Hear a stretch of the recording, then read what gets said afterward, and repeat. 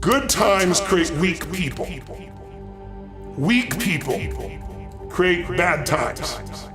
Bad times create strong people. Strong people create good times. The biggest problem people have is they think they're not supposed to have any. And problems are the fuel for growth, right? And so it's like if you don't have any problems, you're either a liar or you might call them challenges. It feels better, I understand that. But anybody who doesn't have problems is either totally asleep at the wheel or they don't have much of any kind of a life. The illusion we've sold people on that getting what you want is gonna make you happy. You could call success getting what you want. I don't define it that way, but that's how most people do. But then there's fulfillment. And fulfillment is living what you're made for.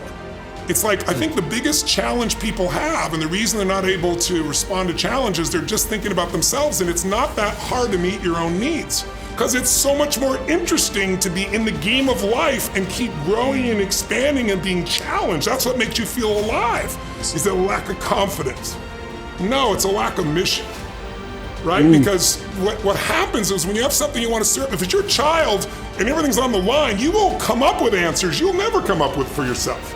Right? So it's like having that sense of mission. And then I think the next problem is that people think they have to know how. And they tend to focus on how to do it. And when you start with how, you're screwed. Like Martin Luther King had no idea how when he did his I Have a Dream speech. He gets up there and he gives his vision of how it can be done. He talked about what needs to happen and why. If you can figure out what you want and why you want it, and you get strong enough reasons that'll drive you late at night, it'll get you up early in the morning, and the reasons are different. Some people will do it, like we'll almost all do it for something more than ourselves.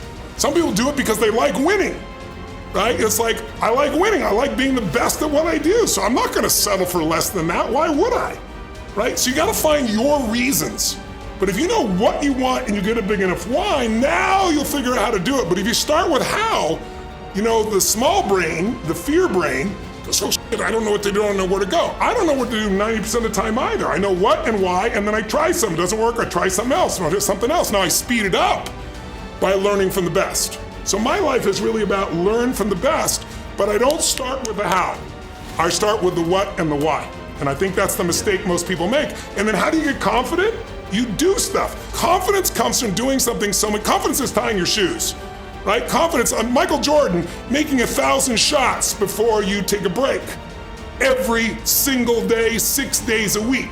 So you look at Jordan or you look at, LeBron or you look at anybody who's the best in the world at what they do and you go, aren't they lucky? But if you actually study them, you'll see they're doing things, they're practicing in private things that make them certain in public and they get rewarded for what they do in public. Yeah. And you gotta do the same. You need emotion. If you don't know how to master your emotions start wars. Emotion creates peace. Emotion gets you laid. Emotion gets you children. Emotion is what can make that business work or fail. And most people don't know how to direct their own emotions. What's another lesson? You gotta look at your own financial world. If you don't master it, it's gonna create enormous stress. Your relationships are everything, as we've already said. Your business or your career, or hopefully it's your mission. And then there's the spiritual side of life. So you can take a half dozen areas and go, let me find who's genius in this area and let me go learn from them. Let me be conscious about feeding my brain things that are gonna give me not only inspiration, but insight and skill and tools. And everyone I know who is not only successful, but is able to contribute back to society, it has a hunger to constantly improve at least one area of those 6 areas of their life, and the most happy are the ones that hit in multiple areas. Most of us have been conditioned not to take a risk. People ask me all the time, what does it take to be happy? And I always tell them it's really simple. One word, progress. Progress equals happiness. If you keep growing, you're gonna feel alive. And if you keep growing, you're gonna have more to give. And when you're growing and giving is when life is magnificent. It doesn't matter how many statues, Oscars they give you, or Emmys, or how much money you have in the bank, your mind, your emotions, your body.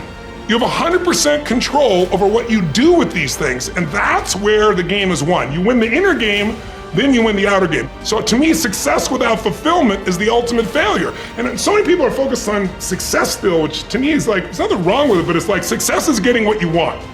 Fulfillment is living what you're made for, and it's like fulfillment and success, they're not even in the same universe. There's nothing wrong with going for success, but you really got to figure out what you're made for, and nobody knows in the beginning.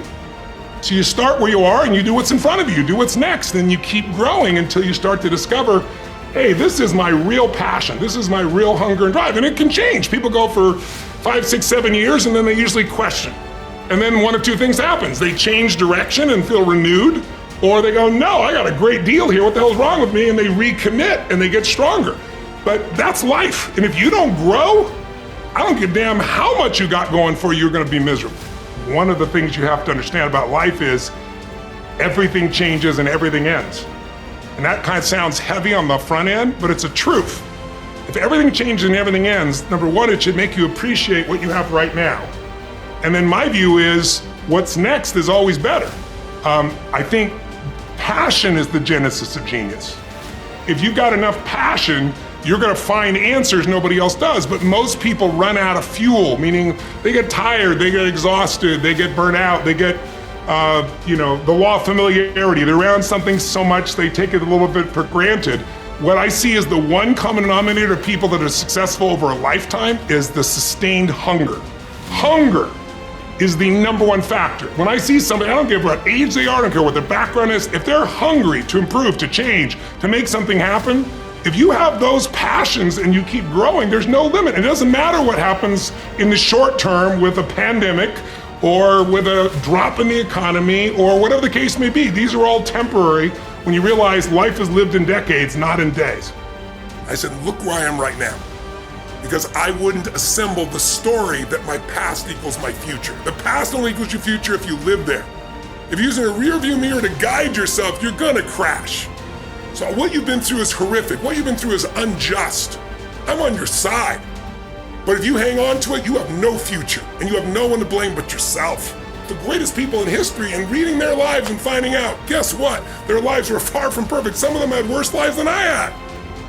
But when you have no reference and all you do is go online, you talk to other people, making everybody else toxic, and I'm like this, and they didn't do that, then you get to have this shitty life just like those other people. Why are they online so much? Because they don't have a life. Right? Don't be one of those. Free yourself from the chains of your past. I'm not saying your past doesn't matter, but listen, if my mother had been the mother I wanted her to be, I would not be the man I'm proud to be today. If the people around you said all the things you thought they should have, if they had just not been toxic, if they'd encouraged you, you wouldn't have any muscle. And right now you don't have any muscle because you're using that as the excuse, if you're thinking that. And I'm not attacking you, brothers and sisters. I'm calling to you because I know you're more. Otherwise, I'd just keep my mouth shut. You've been hypnotized by a culture of weakness. Yes, there are people that you don't want to hang out with that will not serve you. But then move on. Don't sit there and talk about it constantly. Don't waste your time. And you learn to grow. You go, they're in my life. If someone can get your goat, if someone can piss you off, if someone can make you feel less than, that's God coming to you saying, grow. You need some spiritual growth. There's got to be some change in your perception, your belief, your emotions, your spiritual look of life, so that can't happen anymore.